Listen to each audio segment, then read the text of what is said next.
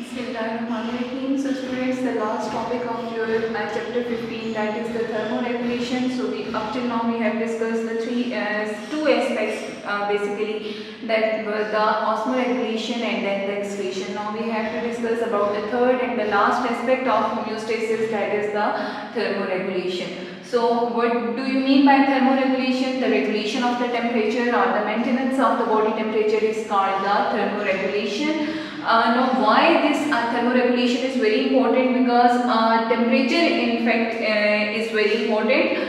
उसका क्या रीज़न है कि it effects the metabolic functions. आपको पता है कि हमारे जितने भी एंजाइम्स हैं दीज आर टेम्परेचर सेंसिटिव. ठीक है, सो हमारे जितने भी एंजाइम्स हैं उनका अपना स्पेसिफिक ऑप्टिमम टेम्परेचर होता है. So if the temperature increases और decreases both are not effective for the enzymes.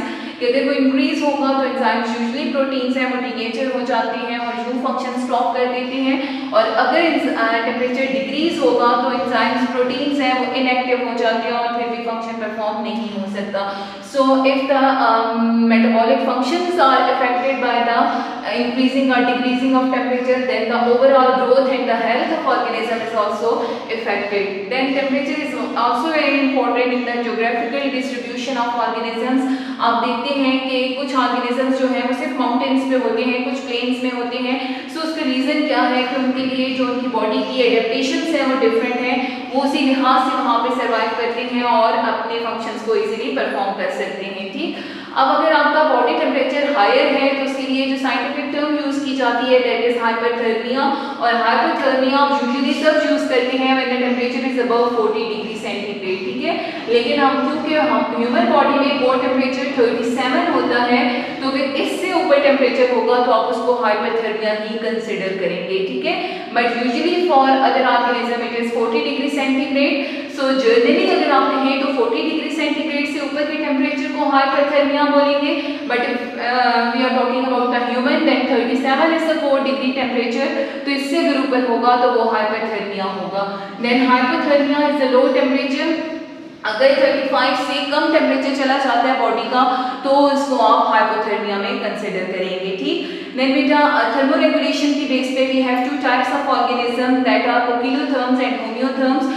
First year में आप इन दोनों के बारे में पढ़ चुके हैं और कुछ कुछ एडेप्टेशंस भी आपने वहाँ पे पढ़ी थी. लेकिन कोकिलोथर्म्स वो ऑर्गेनिजम्स होती हैं which are unable to maintain their body temperature within the narrow range by using their physiological mechanism. इसका क्या मतलब है कि these are the cold blooded animals या ऑर्गेनिजम्स. ठीक है, अब कोल्ड ब्लडेड एनिमल्स या ऑर्गेनिजम्स का क्या मतलब होता है कि वो अपने टेम्परेचर को लाइक सपोज अगर फ्रॉग है और उसका बॉडी टेम्परेचर 25 है और इन्वायरमेंट का जो टेम्परेचर है वो 20 है तो वो 25 को मेंटेन नहीं रख सकता बल्कि वो अपने टेम्परेचर को 20 के साथ मेंटेन कर देगा. ठीक है, सो कोल्ड ब्लडेड ऑर्गेनिजम्स वो होते हैं जो अपने बॉडी टेम्परेचर को चेंज करते हैं.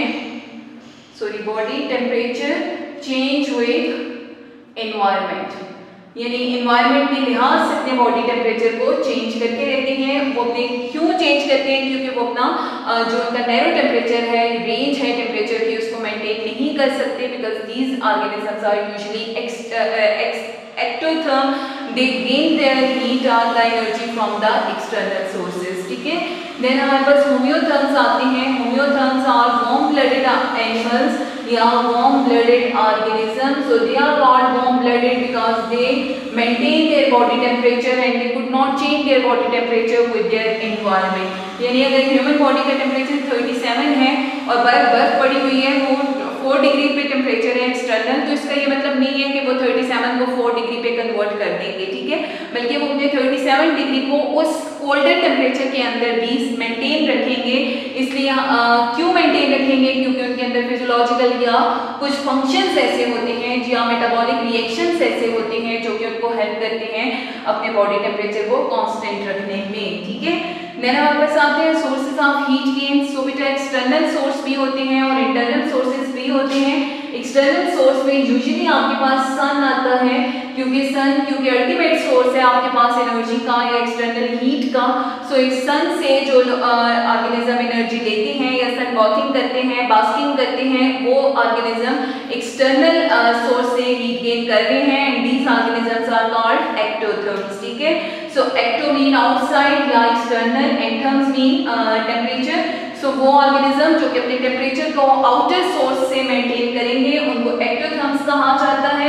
सो these are dependent on the external source rather than their metabolic heat generation, यानी दे आर ओकिलोथर्मिक ऑर्गेनिजम्स, इनके इतने फिजियोलॉजिकल मैकेनिज्म्स नहीं है कि अपने टेम्परेचर को मेंटेन रख सकें। ठीक है, so they uses the sun as a source of energy. ठीक, देन आपके पास इंटरनल सोर्सेज आते हैं। So internal are metabolic reactions या आप उनको फिजियोलॉजिकल प्रोसेस कहते हैं, बट यूजुअली मेटाबॉलिक रिएक्शंस हैं, जैसे आपने कार्बोहाइड्रेट्स, प्रोटीन्स, लिपिड्स, इन सब की ब्रेकडाउन हो तो एनर्जी प्रोड्यूस होती है, वो एनर्जी एटीपी है और एटीपी अल्टीमेटली बॉडी का टेम्परेचर इंक्रीज करती है।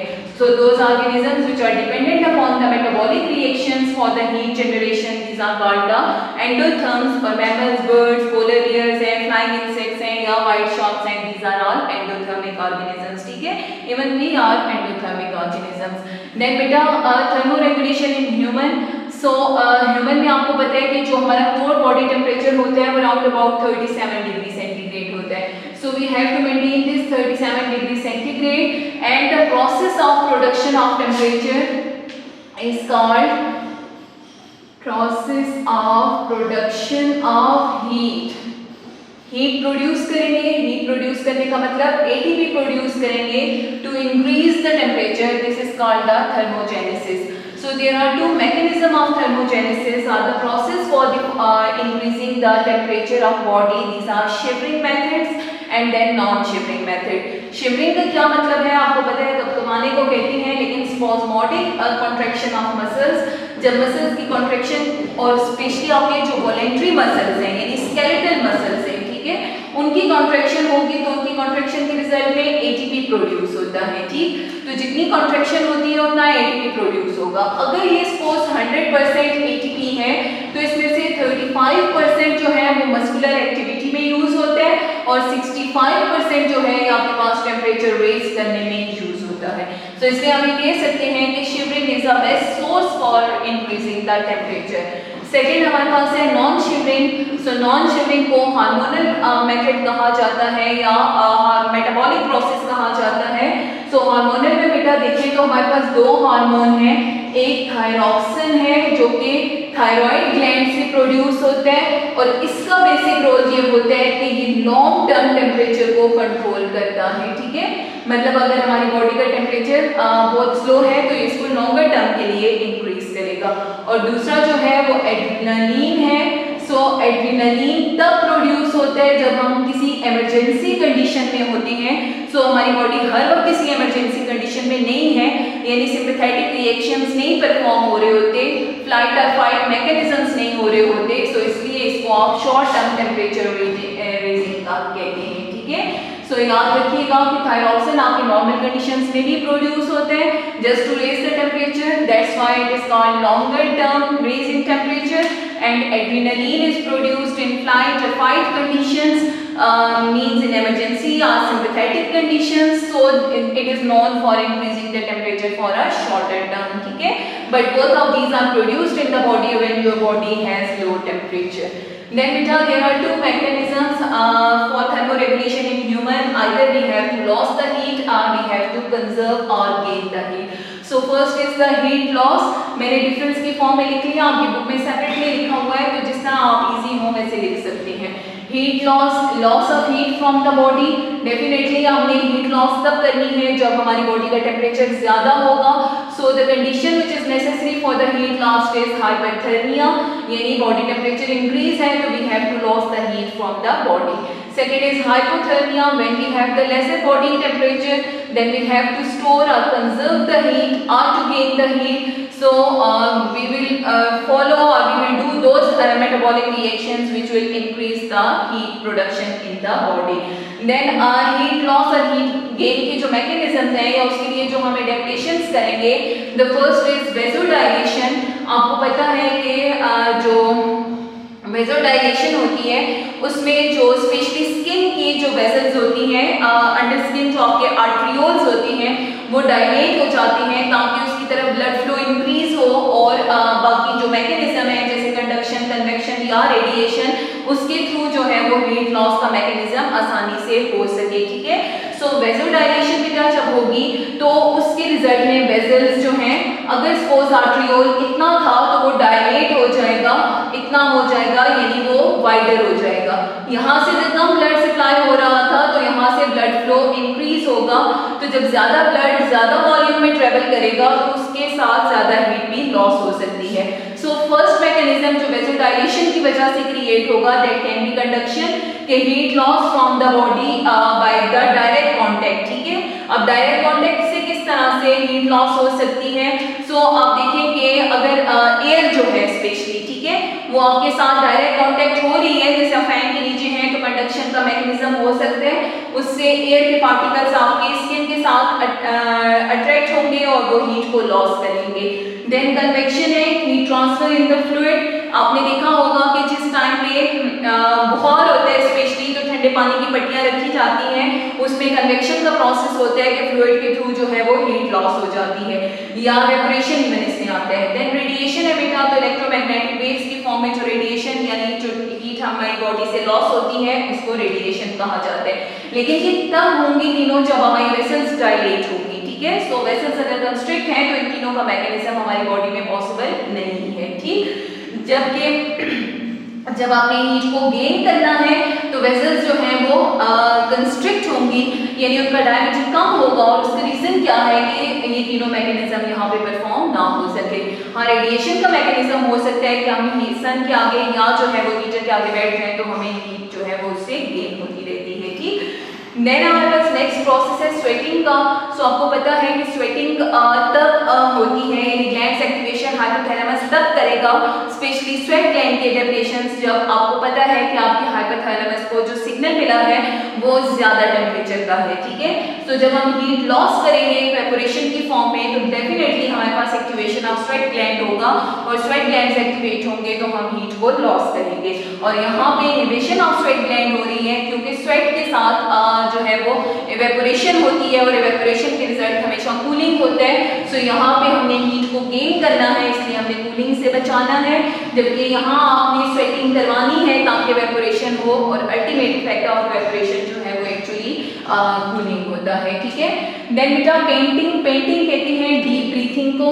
सो जितना हम डीप ब्रीथ करेंगे उतना हीट ज्यादा लॉस होगी, और हीट जो लॉस होगी वो किस फॉर्म में होगी? पर्सपायरेशन की फॉर्म में, ठीक है। पर्सपायरेशन क्या होती है कि एयर के साथ यानी एक्सेल्ड एयर के साथ वाटर वेपर्स आ जाए, ठीक है।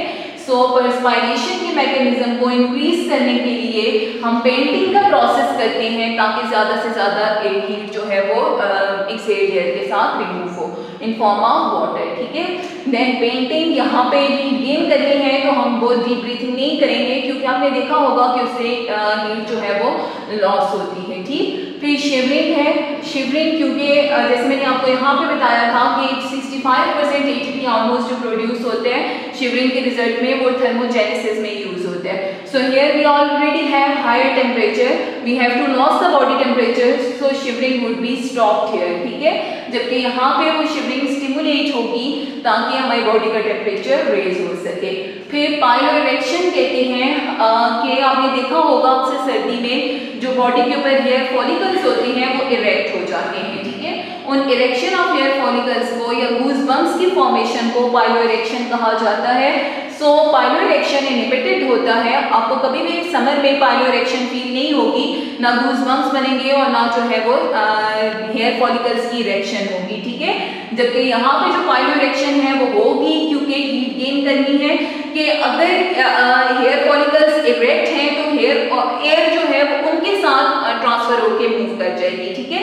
लेकिन अगर वो डाउन है, बेंड है, यानी ये आपकी स्किन है और ये हेयर फॉलिकल यूं है, ठीक है, और यहाँ पे इरेक्ट है, तो इधर से जब एयर ट्रांसफर होगी तो वो आसानी से स्किन के साथ से ट्रांसफर होगी, कंडक्शन का मैकेनिज्म हो सकता है, ठीक है। लेकिन जब वो यहाँ से ट्रांसफर होगी तो ये हेयर फॉलिकल जो है वो इसके दरमियान हिंड्रेंस कास्ट कर देगा। सो हम ये कह सकते हैं कि इरेक्टर मसल्स की जब कॉन्ट्रैक्शन होती है at the base of hair follicle, तो हेयर जो फॉलिकल है वो कॉन्ट्रैक्ट होके इरेक्ट हो जाता है, which is called piloerection, and this is done to prevent the passage of hair close to the surface of the skin. ठीक है, देन लास्ट हमारे पास बेटा इसका मैकेनिज्म है जिसको आप थायरॉक्सिन कहते हैं।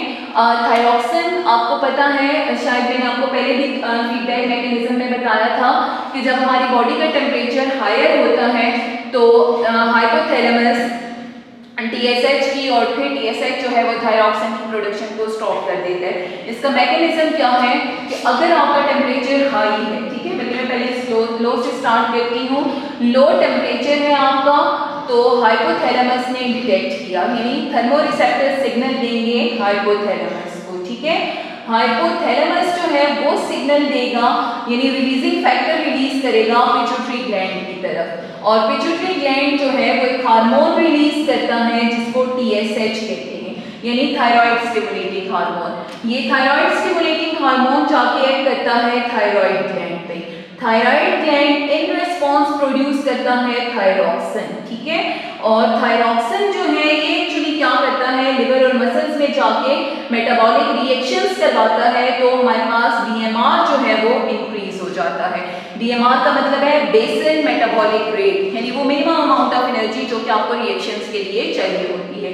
जब BMR इंक्रीज होगा तो आपका टेम्परेचर जो है वो इंक्रीज होगा। ठीक है, यानी ATP प्रोडक्शन इंक्रीज होगी। तो अब यहाँ पे क्या हुआ कि लो टेम्परेचर था, यानी हाइपोथर्मिया था, तो हाइपोथैलेमस ने पिट्यूटरी ग्लैंड को सिग्नल दिया, पिट्यूटरी ग्लैंड ने जो है वो थायराइड ग्लैंड को स्टिमुलेट करवा के थायरॉक्सिन प्रोड्यूस करवाया। जबकि अगर हम इसका ऑपोजिट लें, यानी नेगेटिव फीडबैक में आ जाएं, तो अब टेम्परेचर इंक्रीज्ड है। ठीक है, तो टेम्परेचर इंक्रीज क्यों हुआ था, क्योंकि कंडीशन प्रोड्यूस हुई थी थायरॉक्सिन। ठीक है, हमने इसको स्टेबलाइज करना है। ठीक, सो इस टेम्परेचर इंक्रीज का सिग्नल भी आपके हाइपोथैलेमस को मिला। हाइपोथैलेमस अब क्या करेगा, पिट्यूटरी ग्लैंड को सिग्नल नहीं देगा। जब पिट्यूटरी ग्लैंड को सिग्नल नहीं मिलेगा तो पिट्यूटरी ग्लैंड जो है वो TSH प्रोड्यूस नहीं करवाएगा कि वो थायराइड ग्लैंड को स्टिमुलेट करे। तो जब थायराइड ग्लैंड स्टिमुलेट नहीं होगा तो वो थायरॉक्सिन को प्रोड्यूस नहीं करवाएगा। जब थायरॉक्सिन प्रोड्यूस नहीं होगा तो BMR जो है वो आपके पास इंक्रीज नहीं होगा, बल्कि वो स्लो या डिक्रीज हो जाएगा। ठीक है, सो हमने यहाँ पे देखें, according to the body situations, यानी body temperature conditions has to be stabilised, यानी थायरॉक्सिन की प्रोडक्शन या तो हो रही थी या नहीं हो रही थी। ठीक है, और लास्ट बेटा आपके पास इसमें टॉपिक है जिसको पायरोजेन एंड पायरेक्सिया कहा जाता है। उसमें भी मैकेनिज्म आपका ऑलमोस्ट यही है जैसे आपने फर्स्ट ईयर में भी पढ़ा था इम्यूनिटी वाले चैप्टर में पायरोजेन एंड पायरेक्सिया के बारे में। कि अगर कोई पायरोजेन आ जाता है, यानी कोई एंटीजन हमारी बॉडी में आता है, तो भी बॉडी का टेम्परेचर इंक्रीज होता है, क्योंकि पायरोजेन जो है वो कुछ टॉक्सिन्स प्रोड्यूस करते हैं। वो टॉक्सिन्स हाइपोथैलेमस से डिटेक्ट होते हैं, उनके रिस्पॉन्स में अगेन यही वाला मैकेनिज्म होगा। जब टेम्परेचर इंक्रीज होगा यानी पायरेक्सिया कॉज होगा, तो आपने फीवर के बेनिफिट पढ़े थे कि वो पैथोजेंस की ग्रोथ को स्टॉप कर देते हैं और यूं जो है वो पायरोजेन डिजेनरेट हो जाता है। सो पायरोजेन एंड पायरेक्सिया यहाँ पे छोटा सा पैराग्राफ दिया हुआ है, बट आप उसके लिए फर्स्ट ईयर का जो टॉपिक है उसको दोबारा से पढ़ सकते हैं, तो आपको वो ग्राफ क्लियर हो जाएगा। ठीक है, बट सिंपली क्या है कि जब लो टेम्परेचर की बजाय अगर सपोज यहाँ पे पायरोजेन है, तो पायरोजेन के जो टॉक्सिन्स हैं वो इसी तरह हाइपोथैलेमस से डिटेक्ट होंगे और वो यही वाला मैकेनिज्म करके टेम्परेचर को रेस करेगा, और टेम्परेचर जब रेस होता है तो आपको पता है कि पायरोजेंस की डेथ हो जाती है। So that was the last topic, thermoregulation of chapter 15। Have a nice day.